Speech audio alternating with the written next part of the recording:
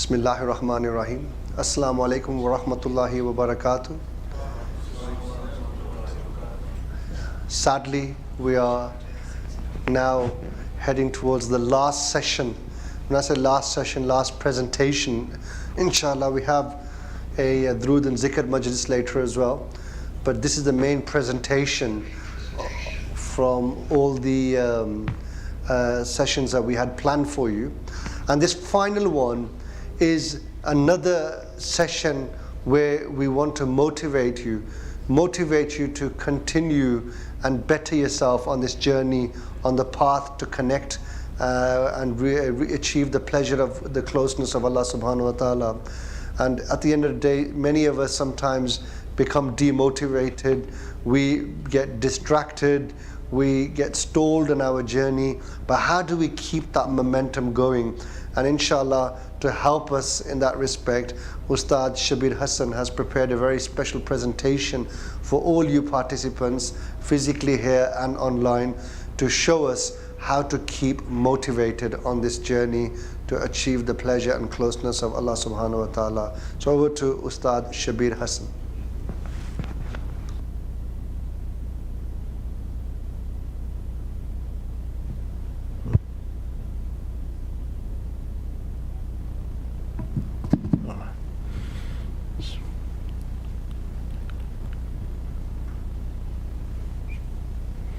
Alhamdulillah Rabbil Alameen wa salatu wa salamu ala ashrafil anbiya'i wal mursaleen wa ala alihi wa ashabihi ajma'in, amma ba'd. Fa'udhu billahi minash shaytanir rajim. Bismillahir rahmanir rahim. Wa ma khalaqtul jinna wal insa illa liya'budun. Sadaqallahu al-azim. Inna Allaha wa malaikatahu yusalluna ala an-nabi. يا أيها الذين آمنوا صلوا عليه وسلموا تسليما اللهم صل على سيدنا محمد وعلى آل سيدنا ومولانا محمد وبارك وسلم وصل عليه السلام عليك أيها النبي ورحمة الله وبركاته السلام علينا وعلى عباد الله الصالحين. All praise to Allah subhanahu wa ta'ala. Peace and salutations upon the beloved Messenger sallallahu alayhi wasallam, and upon his companions, upon the family, and upon the whole ummah. So alhamdulillah, we've had many sessions throughout the retreat, and one of the main sessions that took place today was in regards to the subconscious mind. So I'm going to inshallah follow up from there and talk a little bit about motivation. Before we start, I want to ask a couple of questions in regards to the subconscious mind that you have learned today. So I want to see whether the transfer has taken place from the subconscious mind to where? Where has the transfer taken place from the subconscious mind to which area of the mind? You're not supposed to answer that.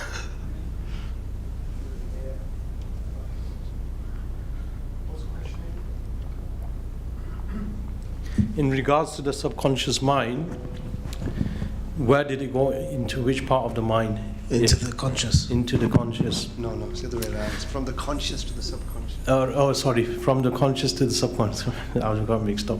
But anyway, chalo, in regards to the conscious to the subconscious mind, what is it that you're supposed to do for it to transfer across? There's a brother at the moment.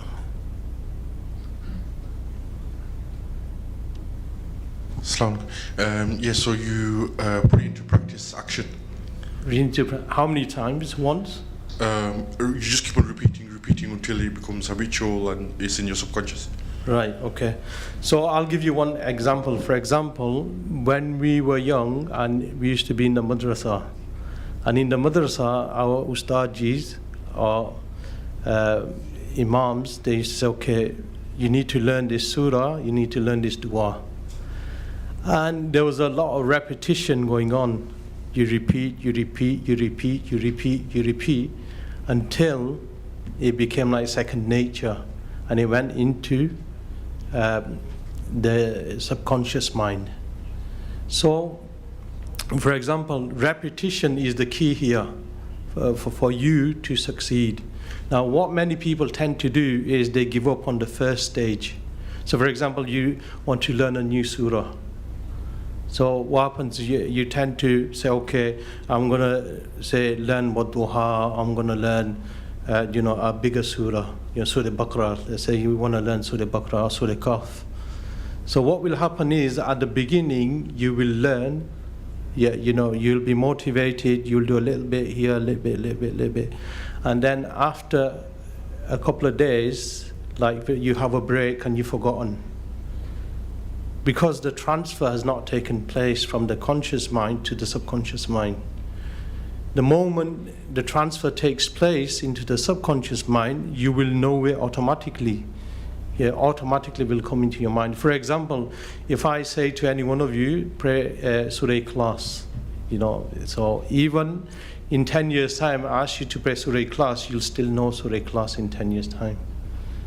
Why? Because that you've learnt it in such a manner that the transfer has taken place. So in regards to that, when a person in any form, because this is not just about Islam, this is about anything that you do in life, anything that you do in life.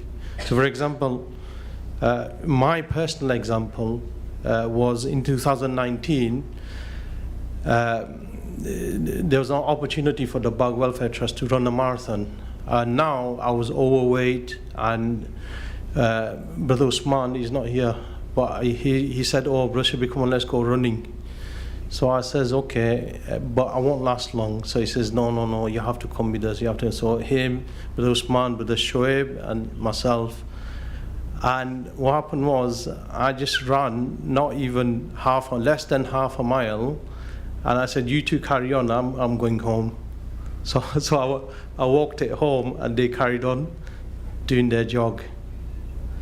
So I thought, there's no way. Then the opportunity of marathon came. I said, there's no way I can do this. It's impossible. Yeah, those ones I just mentioned. Do you remember that time when you asked me to go for a jog and you and Shoaib ran, and I said, I'm walking home. I said, that's enough for me. So anyway, the opportunity came, and for the marathon, and first they said we're going to do 5,000, 5,000 kilometers, whatever, 10,000, and then eventually they changed it into 26.2 miles. Then I thought, whoa, I'm not doing that. But the brothers kept on motivating me, saying, no, you have to do it, you have to do it. So go out jogging, Then it was like every time, like there's a lot of barriers. In your life, you'll come up against a lot of barriers, but you have to keep on persisting. There's a lot of barriers. When I was running, there was a lot of barriers. After I did 1 mile, I managed to do 1 mile. I was like puffed out, my legs were swollen, I had injuries in my knees, everything. But then every time I went to quit, and then I had with the mudassar in my ear, no, and then they sent these videos, these motivational videos of David Goggins and all that. The hardest, they call him the hardest man on the planet. He can do crazy things. How he can do crazy things is because he's trained his mind to such a level that nothing affects him anymore. Everything that he comes across is a challenge for him to overcome. What do? We give up on the first stage. When we overcome that stage, you will see the delights, you will see the fruits of it, you will feel something in your heart that you've never felt before. You will find something in your heart that love and that ecstasy in your heart you will find after doing something that you thought was not possible. Anything in your life that you thought was not possible, you said, no, I'm going to do it. I don't care what anybody says, I'm going to do this. And when you do that thing, you will find such ecstasy and such openings that you will go further and further and further and further. For example, our sheets, our zikr, our meditation, we do we're stuck on the first stage, we're stuck on the first sheet, never mind the first stage, we're stuck on the first sheet. We can't move forward from the first sheet because we've given up on the first stages. So then I managed to do 3 miles, 4 miles, then I was like training for 10 miles, then 15 miles just in training. Then 20 miles, I did a couple of 20 miles just in training, and then on the day, Allah subhanahu wa ta'ala made it so easy. This is, we're talking about the worldly things. Obviously it was charity, but still doing the worldly things, 26.2 miles. After that, I felt invincible. I thought I can do anything that David Goggins can do. You know what I mean? Anything, because he ran 240 miles. I thought, it came into my head, I can do 240 miles. Yeah? They call it the Moab 240. It takes place in America, and it's 240-mile trek that they do. So I'm not just talking about anything worldly, anything dini as well. You're going to do your zikr? Yes. You did 20-minute zikr? Yeah, it's easy. You got to train your mind. In your mind, you have to overcome this problem in your mind. The problem is in your mind. Because the body, physical body, can do a lot of things, unbelievable things. But if you don't tap into this, into your mind, and if you don't tap into that confidence in your mind to say, with Allah's help, I can do anything. With Allah's help, I can overcome anything. We're not talking about your own self. When we ran the marathon, it wasn't just about, oh, I run the marathon. If I run it for myself, or if the brothers had run it for themselves, it would have been impossible. But when we had the mashaykhs, the Hassan with us, giving du'as to us, then we had, we had in our mindset, we're doing it for a good cause. Allah's help will definitely come. But you get tested along the way. You will be tested to see how sincere you are. Do you give up on the first stage, or do you carry on with Allah's help? You carry on, you carry on, you carry on until you break that rock that's in front of you. And isn't that what happened at the time of the Prophet ﷺ? They were digging and a big rock came. And they called the Prophet ﷺ, Ya Rasulullah, there's a big rock in me. What do we do? Did the companions give up? No, they didn't give up. So they went to the Prophet ﷺ. So if you struggle in your course of purification, where do you go to? You go to your mentor. You go to your Ustadhs. They will make it easy for you. They will help you to break that rock that's in front of you. But if you don't even tell them anything, how will they help you? How will they help you? How will they take you further? Or I'm struggling, or then I'm going to sit down, and then we say, oh, shaitan affected us. Shaitan, the only power that the shaitan has, that he just whispers, that's it. He cannot take you by the arm and make you do things. That's not how it works. That's not what Hassan told us. That shaitan's only job is he whispers.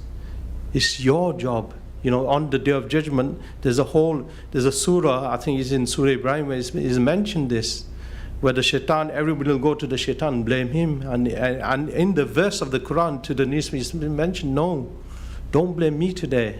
I give an invitation and you took that invitation yourself. I didn't do anything. Don't blame me. You to your own, whatever you get, you deserve that. Whatever I get, I deserve that. So it's up to us to make that change. Nobody's going to do it for you. Nobody's going to come and say, oh, come on, you got to want it in your heart yourself. You got to want it in your heart.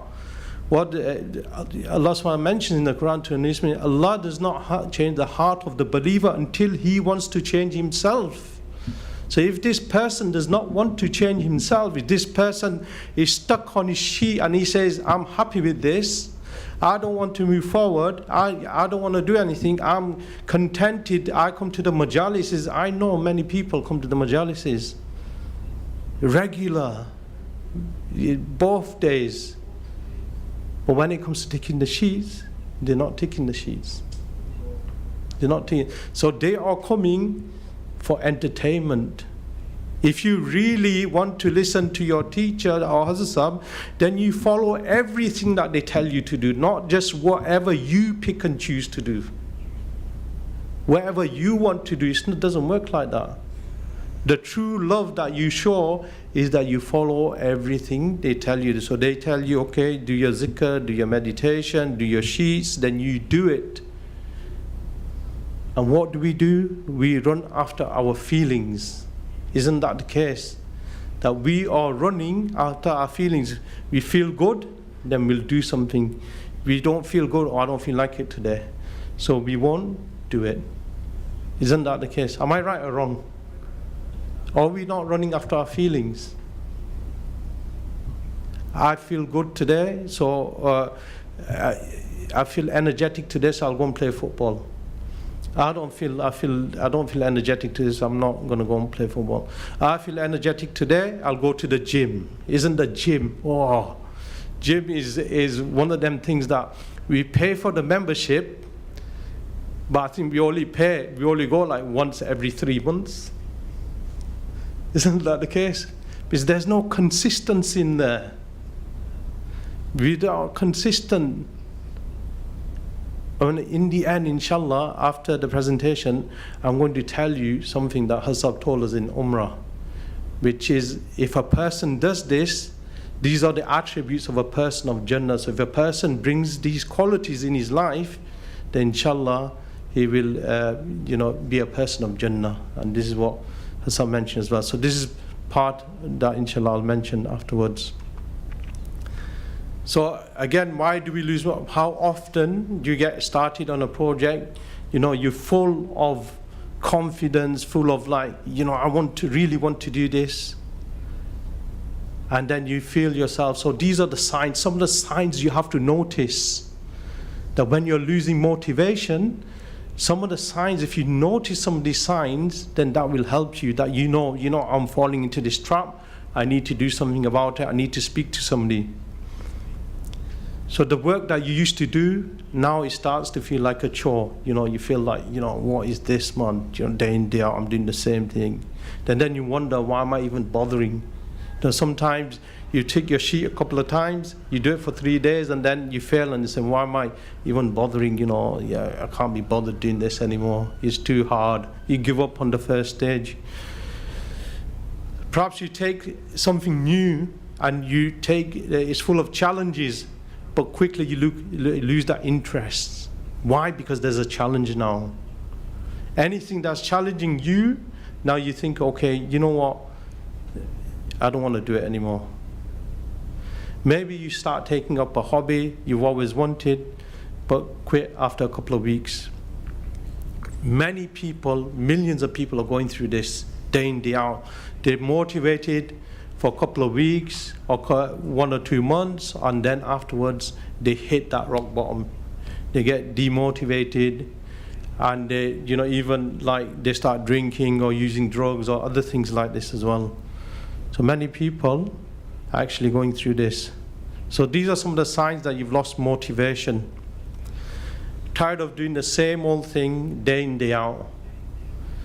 Sick of your job, so transfer this into the Islamic perspective as well. Sick of your job or your big project or your schoolwork. So sick of your job, meaning that you might be an Amir of some department, but you're tired of it.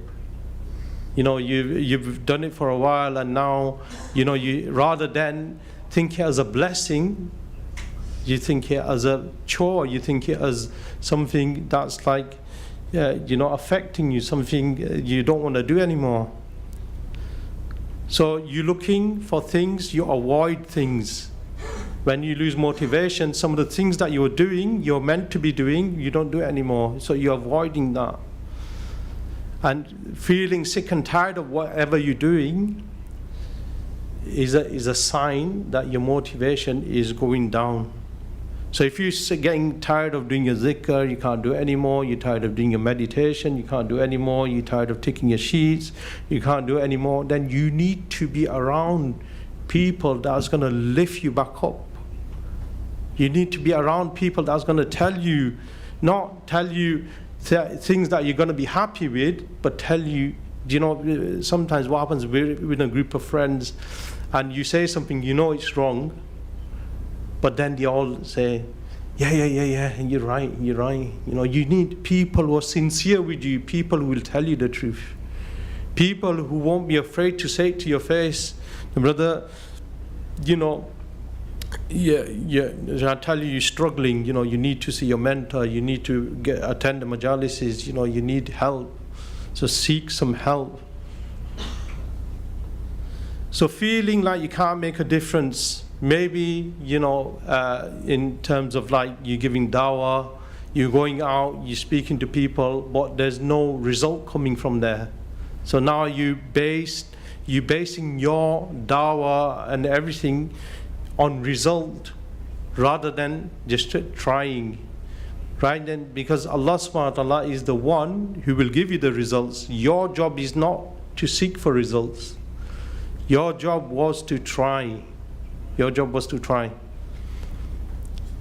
So looking forward to changing the world with your contributions. If that feeling has left you, that whole feeling of wanting to do good has left you and it's meaningless, then it's time to act. So one of the ways is not being satisfied with what you've done.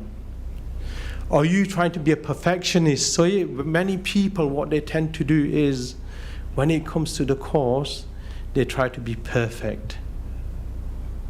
You know, that every tick, it has to be at the level, a very high level tick. You know, for example, there's one time we went to Denmark, and there was a brother, like we saw, is a course review. And then what happened was, in the course review, we asked him, you know, what sheet are you on and everything. So he says, oh, brother, I've been on the tongue sheet for nearly 3 years. So I said, okay, explain why you're on the tongue sheet for 3 years. He says, brother, sometimes, like, I swear, and it wasn't you know, done on purposely. It was an accidental swear. I did it accidentally, and I put a cross on my sheet. So I said to him that, you know, I think you misunderstood the sheet, because what you do accidentally, is not a cross on the sheet. What you do accidentally is you do Salatul Tawbah, but because it was accidentally done, it was a mistake, you still put a cross, you still put a tick on your sheet. Now this brother realized his mistake, and he said, I could have done this sheet a long time ago. See, this is where the mentor is very, very important for your course, for you to move forward. Because so for example, when you fail, you tell your mentor that this is what's happened, have I failed or not? You know, this is what happened to me. A lot of people go through that, they make their own assumptions of what they think that it should be, and then what they tend to do is not that thing, and then they fail. They think they failed, but they've not really failed. You know, for example, somebody's, oh, I can't speak to my mentor because, I've not been doing my zikr, I've not doing my meditation, how am I going to show my face to my mentor? I've not taken my sheets. Is your mentor going to look down upon you? If the mentor is going to look down upon you, then he's not a mentor. You understand? The way of the Prophet ﷺ is, and the way of the awliyas is, that when a person has 99 bad things, he did 99 bad things in him, but there's one goodness, 1% goodness, they look at that 1%, not the 99 bad things that the person, or the badness is in the person. They look at that one. And we all know how merciful Allah subhanahu wa ta'ala is, that even on the day of judgment, you know, Allah subhanahu wa ta'ala doesn't want to put everybody into the hellfire. Allah subhanahu wa ta'ala is not going to get anything out of this. Allah subhanahu wa ta'ala will be looking for His mercy, will be looking for excuses, the smallest of the excuses, to put the person into paradise. So this is what the Ustadh, this is what the mentors, this is what the Mashaykh, this is what they follow. They look at the goodness of the person. So it doesn't matter wherever you are or whatever you have done, it doesn't matter. Just speak to your mentor and they will inshallah try and guide you and put you into the right place. Yeah. So many of us are afraid to try new things or complete projects, thinking, why bother? New things. Are you afraid to move forward, in your purification? Are you afraid to go higher? Don't be afraid. Try it, whatever. So for example, are you afraid, like the amals come from Morocco or the amals come from Umrah? Are you afraid that you get fatigue? Give it a go. You don't know what will happen. If you're sincere with Allah subhanahu wa ta'ala, you don't know what will happen. Your job is just to try. Now the Morocco amals come, or the Umrah, Hassan has gone to Umrah, brothers are here, if you can perform the Umrah amals, we just look at the amals and say, no way, I can't do this. So you give up on the first step, isn't it? Am I telling the truth or not? I don't see any nods of heads. So we tend to give up on the first stage, But our job was to try. Even if you tried it for 1 minute or 5 minutes or whatever you can do, you did it. You will see that you will improve. Something will happen in you. Because your job is to obey, isn't it? Your job is to obey and not to disobey. So your job is to try. Even if you try failing, you don't fail. You understand? So on this course of purification, our blessed teachers mentioned that, a person who ticks his sheet, or the person who puts a cross on the sheet, this person will be successful. Yeah? So we're not even asking to have all ticks. So tick or cross, you'll be successful. The person who won't be successful is he won't put anything down. He doesn't put a cross, he doesn't put a tick down. So you understand how easy it is. And if a person dies in this state, it has been mentioned that the person will wake up as a friend of Allah. That person, now we all want to be a friend of Allah. Who doesn't want to be a friend of Allah? But then do the things that you have been told to do. Don't bring your own ideas into it. Don't become your own shaykh. Follow. All you have to do is copy and paste in your life. That's it. Isn't that easy? Copy and paste. We do it all the time. Copy and paste, copy and paste. That's all we need to do. So again, feeling stressed about what you're doing, too much workload, share your workload. So if you're in a department and you think, I'm struggling with my workload, rather than giving up, why don't you just share it? You ask somebody, get somebody short term, thinking that, could you just help me for, a couple of weeks? Don't make it, brother, you're an Amir now, so you have to be with us forever. And then the person says, well, I didn't sign up for this. Just use people for short-term roles. So use somebody for a couple of weeks and then get somebody else. Okay, brother, I said only 3 weeks. Your 3 weeks are up. It's up to you whether you want to carry on helping or you can go, that's fine. But Jazakallah for your help. Then this person might say, you know what, I want to carry on. This was good. So think about this. Don't take all the stress upon your mind, upon your head, because these things can affect you as well. So for example, in terms of work as well, don't put too much stress on you that you don't have time for anything else.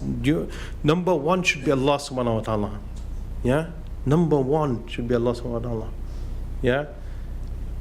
At the end, because Allah is the one who's providing you the rizq.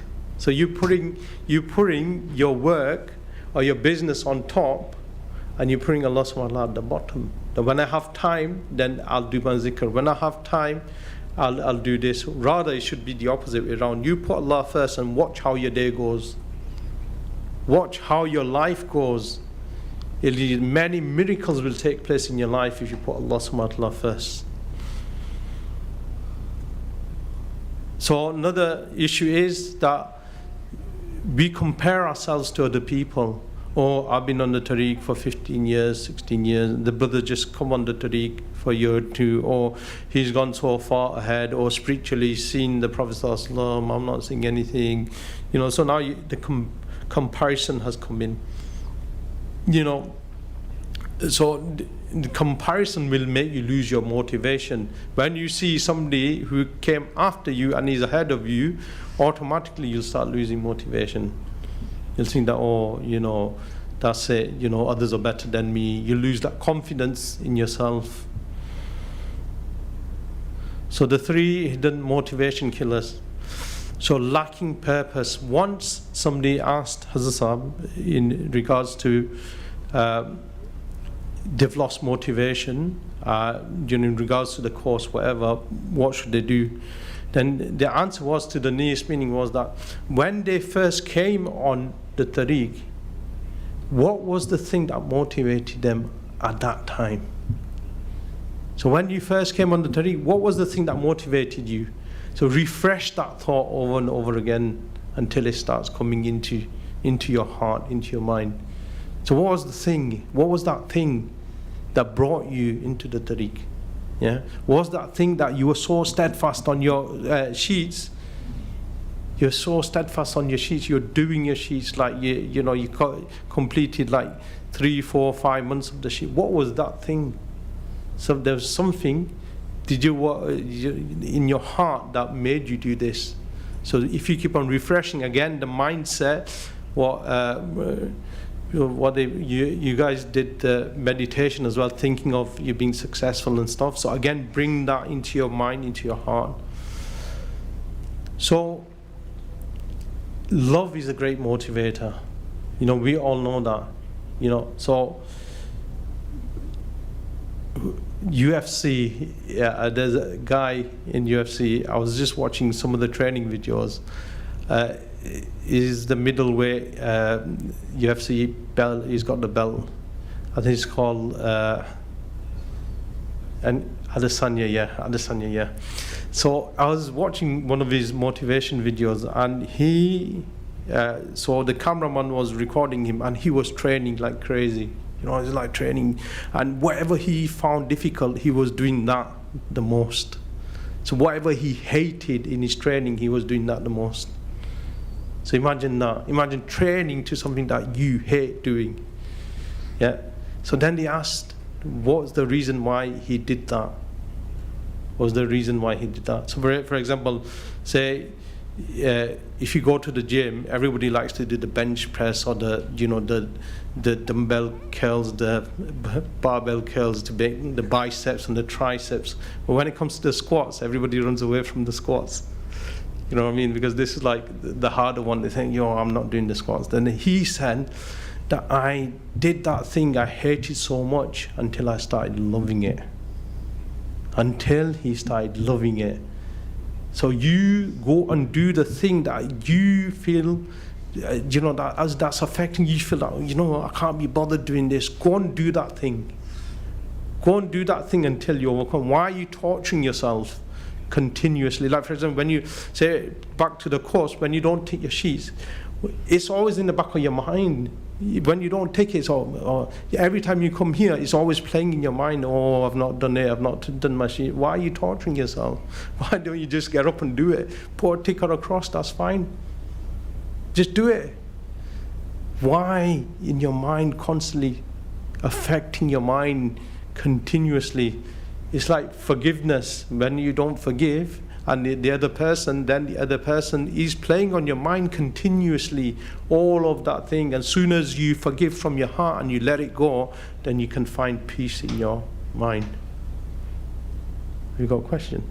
Yeah, no. You said love is like a good motivator, isn't it? Yeah. Well, like a good motivator. Go on. Rocky movies. I watched a couple of them, mashallah. Rocky movies. The Eye of the Tiger. So we're not tigers here, we're all lions here. I thought the lions were the king of the jungle.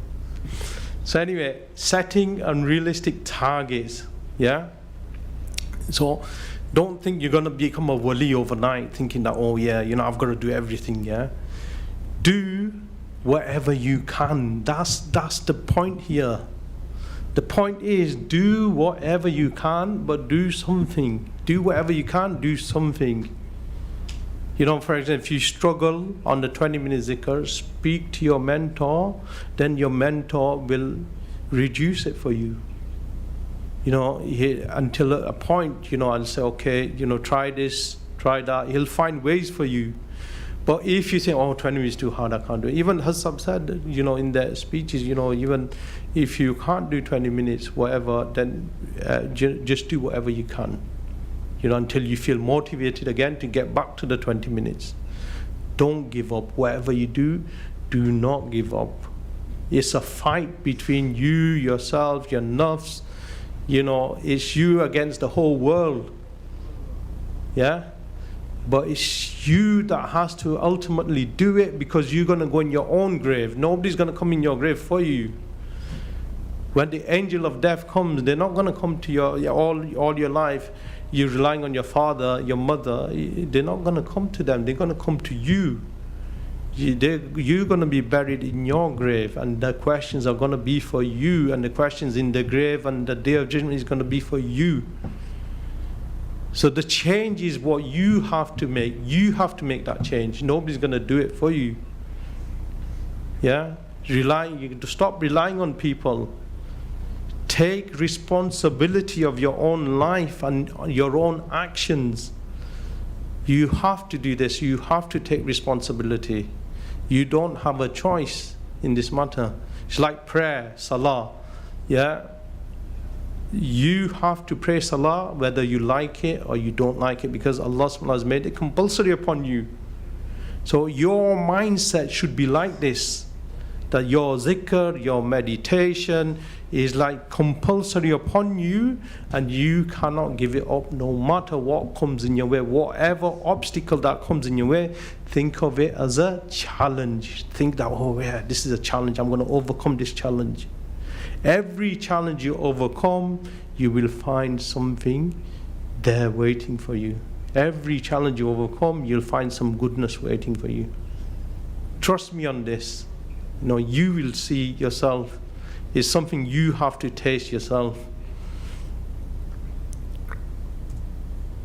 So trying to please everybody. I know the reason why you're not contacting your mentor, because you're trying to please your mentor. Isn't that the case? Oh, well, I've got to tell him that I've done all my sheets for 30 days. I've got to tell him I've done my zikr every day. I've done my meditation every day. And yes, then I will contact him. Yeah? Isn't that the case? That you're trying to please people, trying to make everybody happy. Try to make Allah subhanahu wa ta'ala happy. Think that Allah is watching me, Allah is hearing me, Allah is with me wherever I am. Have this thought in your mind, that make this thought the dominant thought in your life. And again, the technique is the same. What Brother Zafar mentioned about repeating the action, continuing even in your mind. So one is the physical action. The second is repeating in your mind continuously. They have affirmations, they call it affirmations. When you go to a psychologist or anywhere that you go, and there's certain mindset that they need to change of yours. For example, you don't have confidence in your, so you're a person with low self-esteem or confidence. Do you know what they'll tell you? Right, they say, every day repeat this. Repeat that I am confident. Repeat that I can do this. I am confident. So throughout the day, he's repeating this 30 times, 40 times. Then eventually what happens is it gets embedded into his mind and into his heart. From where to where, Usman? From which place to which place it goes to? From conscious to subconscious mind. And then he will start believing it in his heart, that I am confident. And if you have this thought of Allah, Allah is with me, Allah is watching me, Allah is hearing me, if you repeat this continuously, and the same thing will happen there, that you will start to actually believe that Allah is with you. Because Allah is with us, you know. However Allah is with us, Allah is with us. وَهُوَ مَعَكُمْ أَيْنَمَا كُنْتُمْ. I'm with my servant wherever he is. So Allah is with us. However, Allah is with us. But we don't believe it. How many of us really believe that Allah is with us? How many of us really believe that? So we have to start this from somewhere. So start from the thought process that, you know, I'm here for the pleasure of Allah, to please Allah subhanahu. All of my actions are for Allah. I want to please Allah subhanahu. I don't want to please anybody. I'm doing my zikr to make Allah happy. Yeah, see that mindset now, that change that's in the mind. I am doing my zikr to make Allah happy. Yeah, what can I do today to make Allah happy? So a question that you need to ask yourself as soon as you wake up: what can I do today to make Allah happy? What will Allah be happy? What the action that I do, what will Allah be happy with? So you find something. What can I do to make Allah happy? So this is making a connection. As in the halqa I was saying that, well, some people, they tend to find, they say, oh, how can we stay connected to Allah subhanahu wa ta'ala? We're saying that, oh, soon as you wake up in the morning, yeah, you thank Allah for the sleep He has given you. Don't just read the Arabic dua which you don't understand. Just thank Allah. Oh Allah, thank you for nourishing my body. You know, so automatically, as soon as you wake up, you're connected. You go into the toilet, relieve yourself. Again, Allah, thank you for, you know, making it easy for me. You know, and then you eating your food. Again, you're thanking Allah subhanahu wa ta'ala. Now if you're going to work, wallah, make my day easy for me. When I go to work, wallah, I find this thing difficult. Continuous talking with Allah subhanahu wa ta'ala throughout the day, that is automatically, practically bring you in the presence of Allah subhanahu wa ta'ala. So continuously talking to Allah subhanahu wa ta'ala, and this will bring you in the presence of Allah. So there's no quick fixes.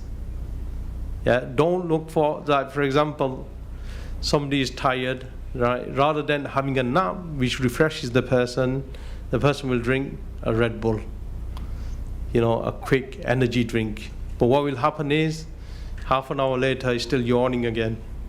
So the best thing for the person was to perform the sunnah action, which is the nap, where he will refresh. Hassan mentioned this, that person body is made in such a way that there's two sleeps. One is the longer sleep, and then the second one is the nap.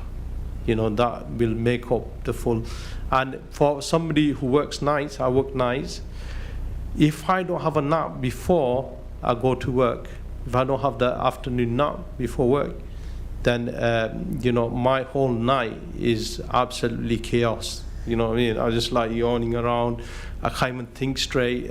Anything, I can't even work. That's how bad it becomes. But as soon as I have the afternoon nap, I can stay awake without no coffee, no Red Bull, nothing. But train your body. You might think, oh yeah, brother, I can't get to sleep in the afternoon. Better just lie down, have a rest. So there's no quick fixes. For example, somebody wants to lose weight, yeah, and they want it, the quick fixes. I want to lose it straight away. I want to lose 6 pounds, 7 pounds straight away. So what they do is they refrain from eating, yeah. So they cut down their calories to a very low level, and then they're starving themselves. And then 3-4 weeks later, what happens? They go on a binge, and that binge doesn't stop because the binge goes on, and they put more weight on than what they lost. This is what happens because I've done it. I'm telling you through practice because I've done it myself. And then I realized it's a lifestyle change you have to make, not a quick fix. You understand? So it's the race, the tortoise and the hare. The hare is like running as fast, and the tortoise is falling along slowly, step by step, step by step. And who wins in the end? The tortoise wins. So this is it. The course of purification isn't about how quickly you finish the 7 organs, how quickly you finish the mind, how quickly you finish the heart, how quickly you want to get onto the 4th stage. Oh, I want to do it all in one go. No. Slow, but be consistent. This is the key thing, consistency. It doesn't matter whether you fail. It's not about failing. It's about doing it. It's about practicing. It's about doing. It doesn't matter if you fail 1,000,000 times. It doesn't really matter. But put the cross on at least. At least. So that's the only course in the world where you take or you cross, you pass. Can you find any other course like that in the world? You can't. So identify a clear purpose, which is obviously wanting to, become closer to Allah subhanahu wa ta'ala. Yeah, so set achievable goals, set yourself up to succeed with clear goals so that you know that you can meet. Inshallah, I'm going to have to quickly go through this. Be ambitious as well. Don't think that, I'm happy just being on the tongue sheet. Think, I want to be the highest friend of Allah possible. Set your goals really high, and then work towards them goals. Don't just think, that's it, I'm happy coming to the majalises. No, set yourself goals so high, and then slowly work towards them. If you're sincere, inshallah, Allah subhanahu wa ta'ala will take you there. So, and think that when you're motivated and when you're doing the course, how many can you help? How many others you can help afterwards? Just think of that you can help maybe hundreds and even thousands of people. But if you're struggling yourself, how will you help others? So final course of motivation, stay hungry to achieve what you want. Yeah, so always stay hungry. Like, when they say in boxing, they say that, the person is more hungrier when he's wants to get that belt. Is the person who wants to win the belt, he's more hungry than the person who's got the belt. Generally because he wants something so bad, so he's desperate, so he's always hungry. Eye of the tiger, he's always hungry, until he gets the belt. And then when people get the belt, they tend to either stay hungry for a little while and then they lose the belt, because they're not motivated. Now there's nothing there to motivate them. Come out of your comfort zone. So you're going to go through this, you're going to go through hardships. You might want to look at something you're not supposed to look at, and it's very tempting, but you have to fight it. You want to backbite somebody, because you're going to have a joke with somebody, and it's the perfect joke that you're going to say, but you have to backbite somebody by saying it. But you have to stop and say no. So there is hardships along the way, but there is pleasure as well with it. Hardships will bring pleasure as well. So if you put the effort in, mujahidah in, you'll see some, visualize your goals. So think that you're ticking your sheets. When you wake up in the morning, think that today I'm going to do my tongue sheet and today I'm going to tick it. Whether it's a tick or a cross, but today I'm going to tick it no matter what. So visualize yourself doing it. So when you visualize yourself doing it, it becomes a lot easier, trust me.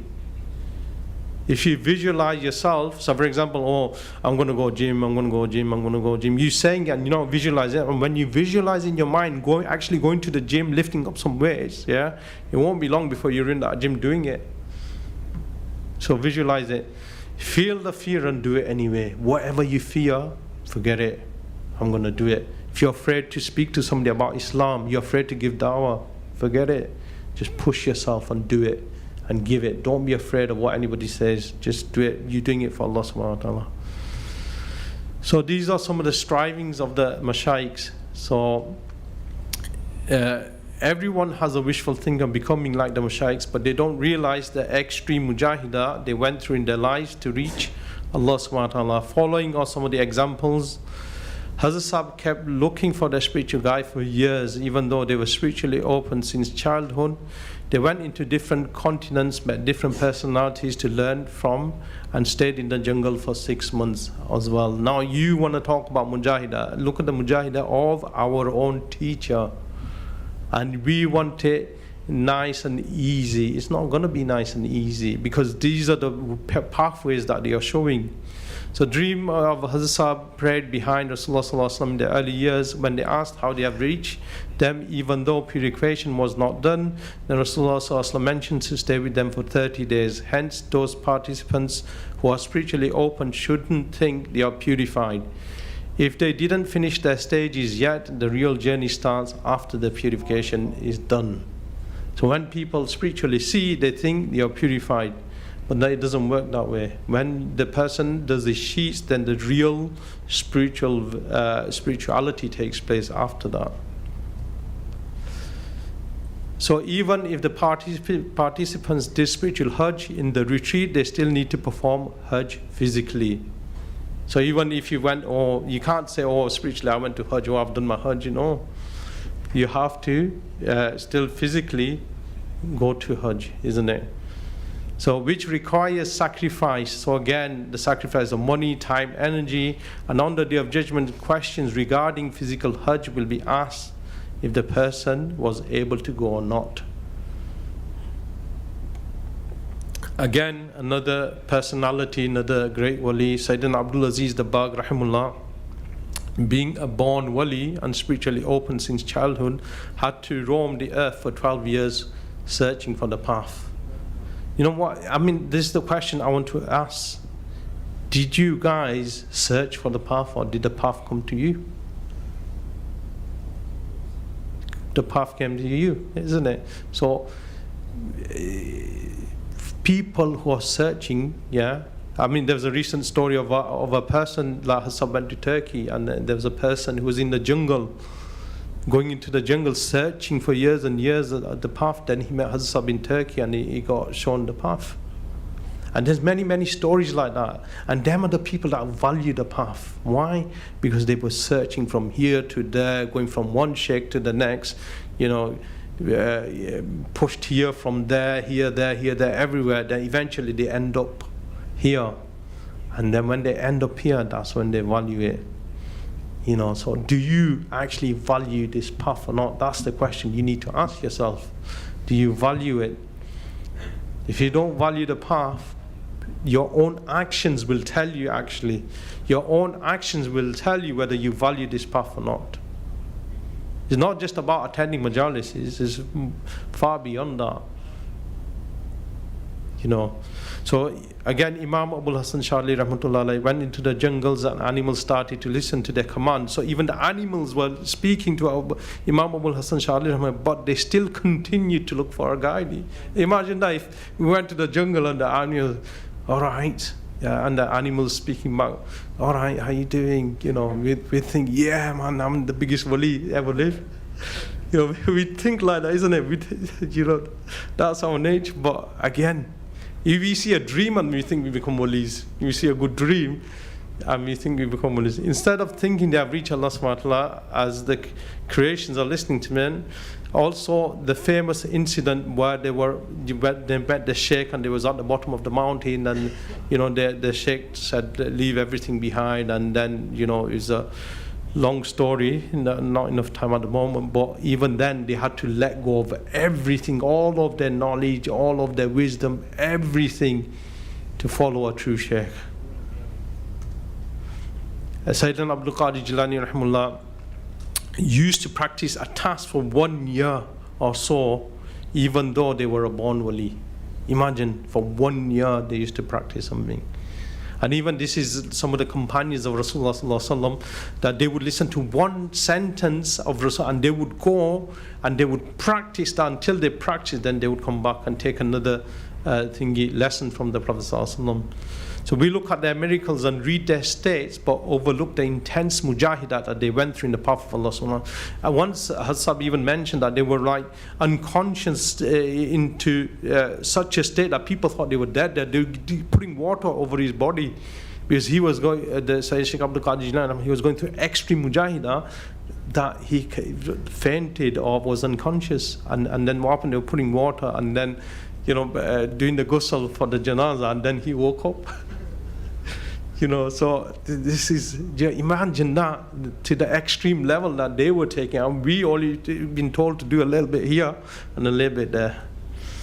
And then we asked to stay within the society, enjoy all the privilege, and do a little bit of effort. So we've only been told to do a little bit here. So we find, which I mentioned, where's the Sahaba? Right, yeah. So we've already, the companions, they were instructed by the Rasul to worship, and not only worship, then during the day, they had to go and fight in jihad. Imagine if you had to do that.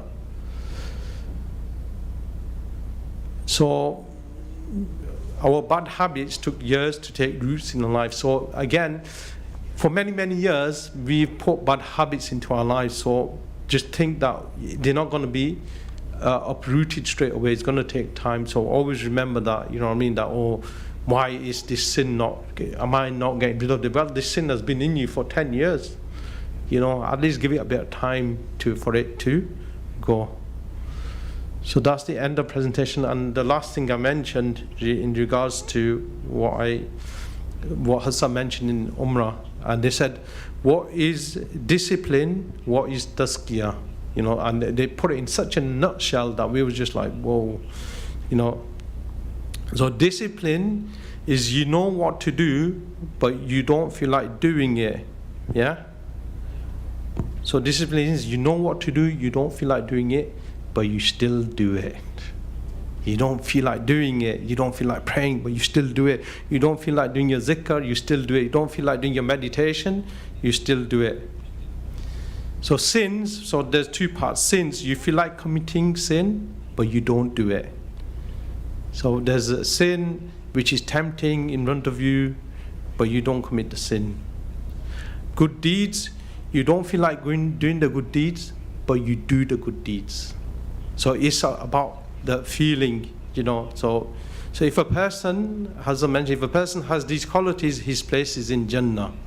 And this is the secret mentioned in the Quran where Allah subhanahu wa ta'ala says, أعوذ بالله من الشيطان الرجيم بسم الله الرحمن الرحيم وأما من خاف مقام ربه ونهى النفس عن الهوى.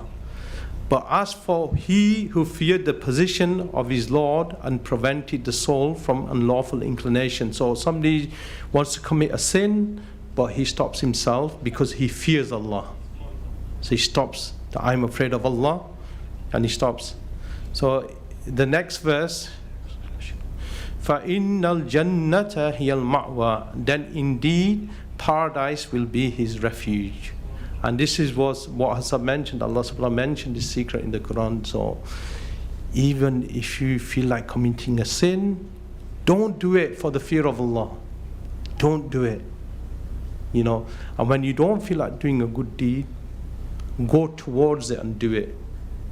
You know, when you feel lazy, you feel, I feel lazy, yeah? And the cure for laziness is to get up and do it. There's no other cure. You know, you're not going to overcome laziness by thinking about it. But laziness is overcome by doing it. This is what our blessed teacher has told us, that by you doing it, this is how you overcome laziness. So inshallah, my time was to finish at 12:45, so I'm 2 minutes early. So if anybody wants to ask any questions, they can do until I finish. 1 minute left, 1:30 seconds.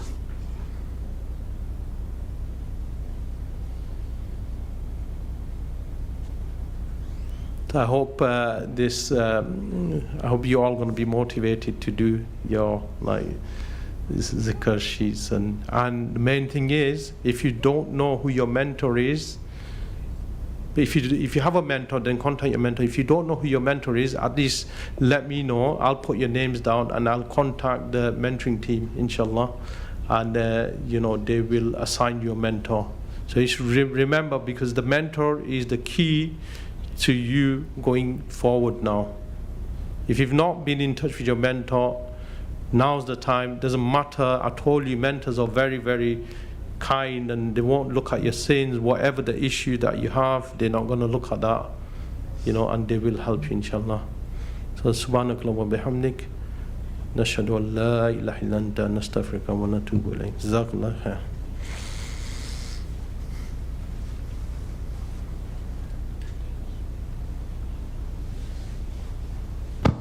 Jazakallah khair to Ustadh Shabbir for that session.